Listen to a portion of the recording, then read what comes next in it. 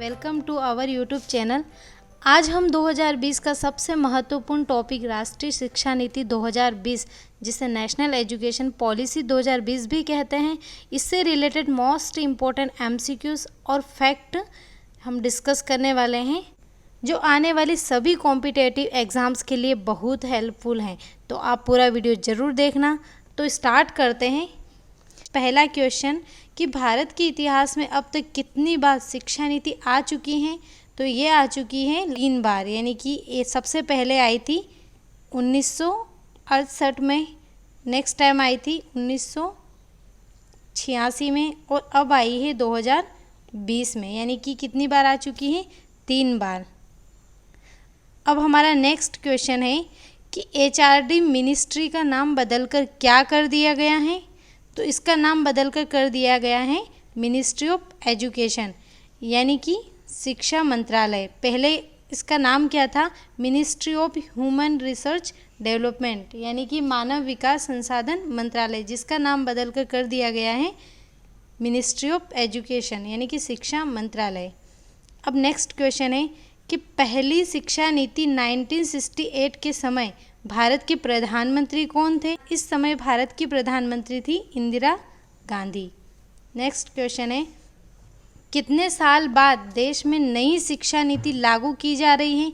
तो ये की जा रही है 34 ईयर के बाद। अब हमारा नेक्स्ट क्वेश्चन है कि किसकी अध्यक्षता में विशेषज्ञों के द्वारा नई शिक्षा नीति 2020 बनाई गई है? तो ये बनाई गई है कस्तूरी रंजन आयोग के द्वारा। और कस्तूरी रंजन कौन है?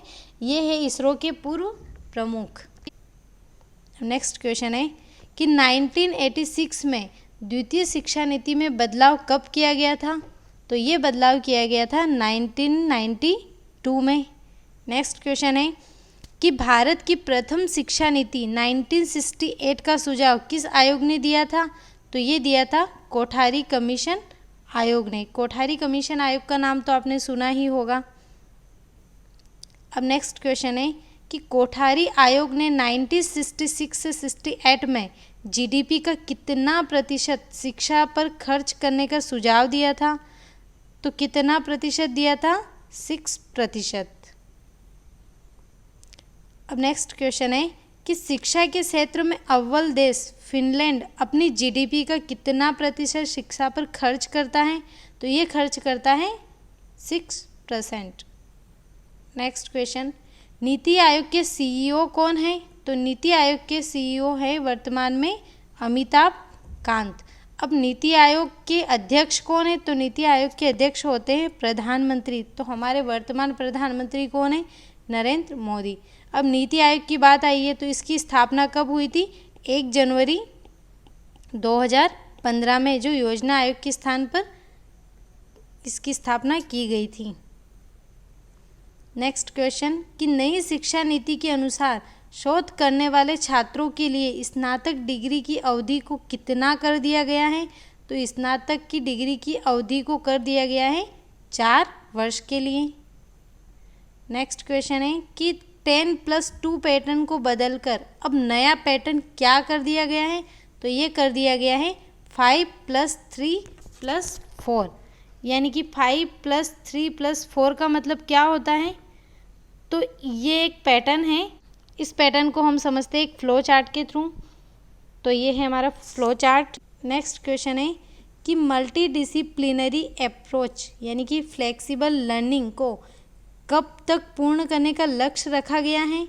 तो ये रखा गया है 2030 तक पूर्ण करना है, यानी कि 2030 तक पूर्ण करने का लक्ष्य रखा गया है। नेक्स्ट क्वेश्चन है यूजीसी एआईसीटीई एनसीटीई को हटाकर कौन से विभाग का निर्माण किया जाएगा? तो ये किया जाएगा higher education commission of India. कौन सा? Higher education commission of India. Next question है नई शिक्षा नीति 2020 के अंदर कितनी आयु वर्ग तक के बच्चों को शिक्षा के अधिकार कानून 2009 के अंदर रखा गया है?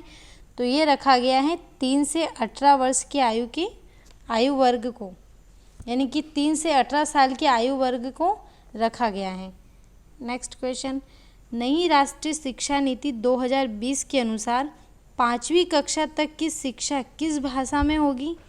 तो ये होगी मातृभाषा, स्थानीय भाषा या क्षेत्रीय भाषा, यानी कि इन तीनों भाषाओं में जहाँ की क्षेत्र की भाषा है, जैसे साउथ अपनी मातृभाषा या स्थानीय भाषा में 5वीं कक्षा तक की शिक्षा पूर्ण कर सकते हैं। अब नेक्स्ट क्वेश्चन है कि नई राष्ट्रीय नीति 2020 का लक्ष्य किस वर्ष तक 3 से 18 आयु वर्ग के प्रत्येक बच्चों को गुणवत्तापूर्ण व समावेशी शिक्षा प्रदान करना है? तो ये है 2030 तक। नेक्स्ट क्वेश्चन, लॉ और मेडिकल एजुकेशन को छोड़कर समस्त उच्च शिक्षा के लिए एक एकल निकाय के रूप में किस आयोग का गठन किया जाएगा? तो ये किया जाएगा HECI आयोग, यानी कि HECI आयोग का फुल फॉर्म क्या है? तो HECI का फुल फॉर्म है higher education commission of India. क्या है HECI का full form? Higher education commission of India.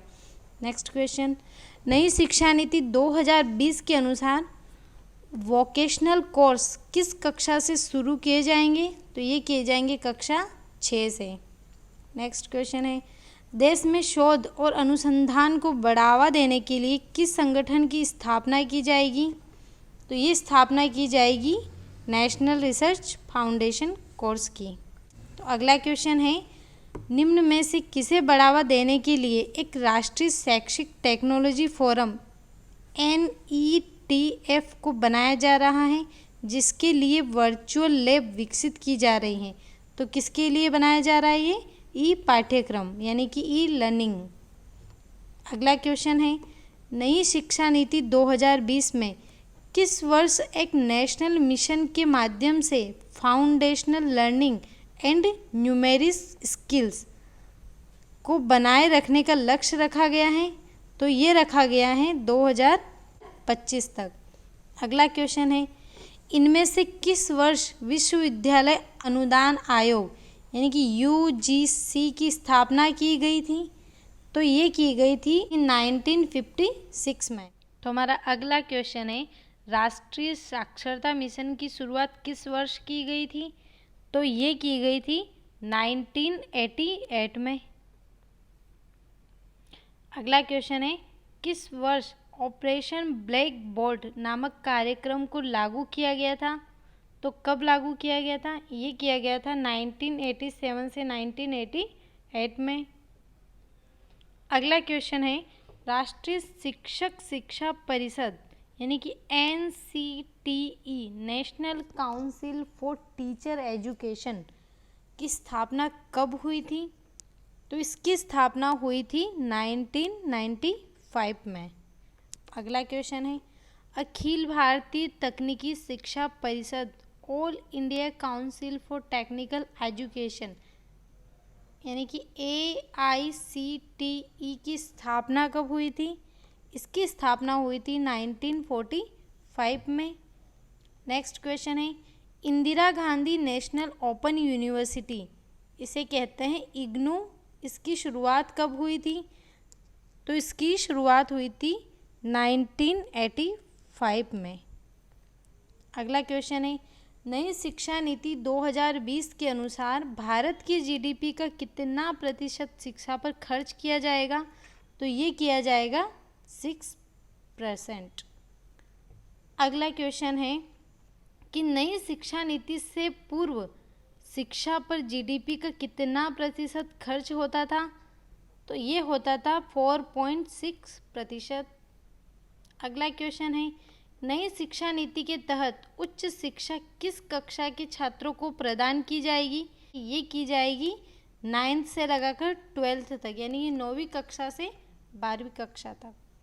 अगला क्वेश्चन है, नई शिक्षा नीति के तहत B.Ed डिग्री कोर्स को कितने वर्ष के लिए किया गया है? तो ये किया गया है 4 वर्ष के लिए। अगर आप 12th पास करने के बाद B.Ed करते हैं तो आपको करना पड़ता है 4 साल का। अगर आप फाइनल ईयर के बाद B.Ed करते हैं तो आपको करना पड़ेगा 2 साल का। और अगर आप पोस्ट ग्रेजुएशन के बाद बीएड करते हैं तो ये आपको करना पड़ेगा 1 साल का। अब नेक्स्ट क्वेश्चन है, नई शिक्षा नीति के तहत स्कूल में छात्रों को मातृभाषा में शिक्षा किस कक्षा तक प्रदान की जाएगी? तो ये की जाएगी 5वीं कक्षा तक। नेक्स्ट क्वेश्चन है, शिक्षा नीति के तहत किस डिग्री को हटाने की बात कही गई है? तो ये कही गई है एमफिल डिग्री को हटाने की। अगला क्वेश्चन है, नेशनल इंस्टीट्यूट फॉर लैंग्वेज की स्थापना का मुख्य उद्देश्य किन भाषाओं को प्रोत्साहन देना है? तो ये देना है परिसीमन, पाली और प्राकृत, यानी कि तीनों भाषाओं को प्रोत्साहन देने के लिए इसकी स्थापना की जाएगी। अब आता है अगला क्वेश्चन, नई शिक्षा नीति में उल्लेखनीय MERU शब्द का विस्तृत रूप क्या है? इसका विस्तृत रूप यानी कि फुल फॉर्म है multi disciplinary education and research university. अगला क्वेश्चन है, जेंडर इंक्लूजन फंड किससे संबंधित है? तो ये संबंधित है महिलाओं के लिए और ट्रांसजेंडर, तो इसका आंसर आएगा ए और सी। अगला क्वेश्चन है, भारत के वर्तमान HRD मिनिस्टर कौन है? तो भारत के वर्तमान HRD मिनिस्टर यानी कि भारत के वर्तमान शिक्षा मंत्री कौन है? रमेश पोखरियाल निशंक। अगला क्वेश्चन है, उच्च शिक्षा ग्रॉस इनरोलमेंट रेशियो को 100% का लक्ष्य रखा गया है, कब तक के लिए रखा गया है? तो 100% का लक्ष्य रखा गया है 2035 तक। तो आज के सारे इम्पोर्टेंट क्वेश्चंस यानी कि MCQs हम डिस्कस कर चुके हैं और ये आने वाली सभी एग्ज़ाम्स के लिए काफ़ी हेल्पफुल है। So thank you.